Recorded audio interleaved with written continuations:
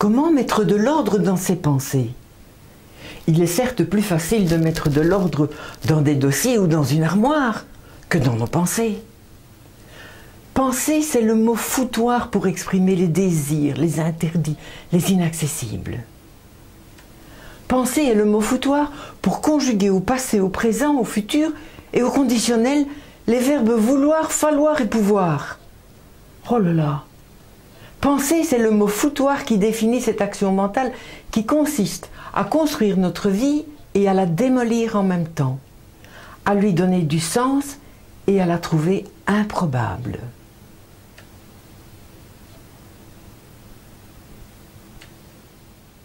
Qu'est-ce qu'une pensée, si ce n'est un lien arbitraire entre deux ou plusieurs éléments, permettant d'élaborer des concepts?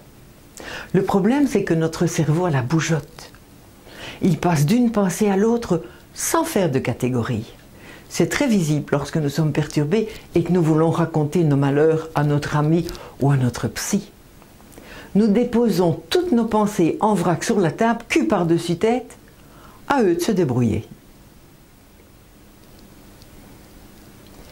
Ayez la persévérance d'aller jusqu'au bout de l'article pour profiter d'un nouveau raisonnement, apportant la compréhension de notre système mental. C'est à Gregory Bateson que nous devons ce qui suit. Il est l'inventeur des niveaux logiques qui se comptent au nombre de 7.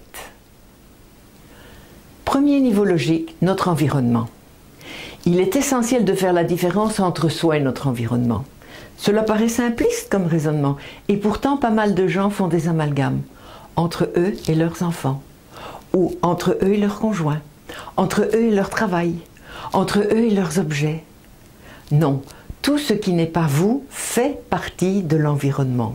Je donne comme exemple, l'environnement, c'est le contexte dans lequel nous évoluons, c'est-à-dire la maison, le bureau, le pays, la température. L'environnement, ce sont les contraintes extérieures, telles que les devoirs liés à la famille, à la profession, devoirs liés à notre statut social. C'est aussi le contexte dans lequel les actions s'inscrivent, telles que associations de parents d'élèves, clubs sportifs, réunions de famille ou de collègues. L'environnement va engendrer la réaction et nous avons le choix d'y répondre ou de l'ignorer. L'environnement utilise le questionnement du où, quand et avec qui. Deuxième niveau logique, les comportements. Tout ce qui est du domaine du comportement relève du faire ou du être pour nous adapter à cet environnement ou pour nous opposer à cet environnement. Le niveau correspond au questionnement du quoi faire. Troisième niveau logique, nos capacités. Ce sont les compétences et les savoir-faire que nous développons. Ce niveau concerne la notion de direction des comportements que nous allons mettre en œuvre pour nous adapter ou réagir à l'environnement. Ce niveau correspond au questionnement du comment.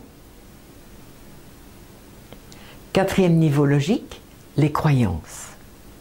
Ce sont nos croyances qui indiquent de quelles compétences nous sommes capables. Elles nous permettent ou non d'agir en nous prouvant que c'est possible pour nous ou que c'est impossible pour nous, que c'est facile ou que c'est difficile pour nous. Nos croyances nous donnent les conditions de faisabilité, en accordant la permission ou la motivation de développer certaines capacités. Ce niveau correspond au questionnement du pourquoi, parce que.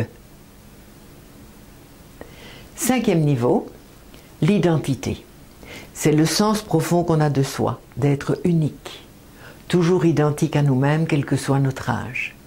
Il s'agit d'un niveau fondamental, parce que la représentation que chacun a de lui-même influence tous les autres niveaux. Ce niveau concerne la notion d'existence et de reconnaissance. Il correspond au questionnement de qui est là. Sixième niveau logique, le sens de la vie. Ce niveau nous donne la marche avant ou la marche arrière dans notre vie. Aller à la recherche de sa légende personnelle change le sens de la vie. Ce niveau correspond au questionnement de pour qui ou pourquoi en deux mots. Et enfin, septième niveau logique, c'est la mission. La mission est la compréhension que nous avons de faire partie d'un système beaucoup plus vaste que notre système personnel. Il peut s'agir d'une famille, d'un groupe, une religion, une multinationale, une secte. Ce niveau correspond également au questionnement de pour qui, pourquoi, en 2 mots. Ne ratez pas le prochain article. Nous procéderons à un exercice pratique de décodage pour bien comprendre la portée du raisonnement et l'éclairage que cela donne à notre vie. Puis dans le 3e article concernant les niveaux logiques, vous apprendrez comment les niveaux réagissent entre eux.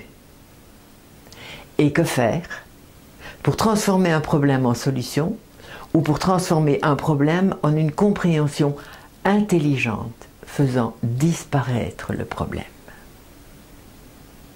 Alors rendez-vous dans 1 semaine.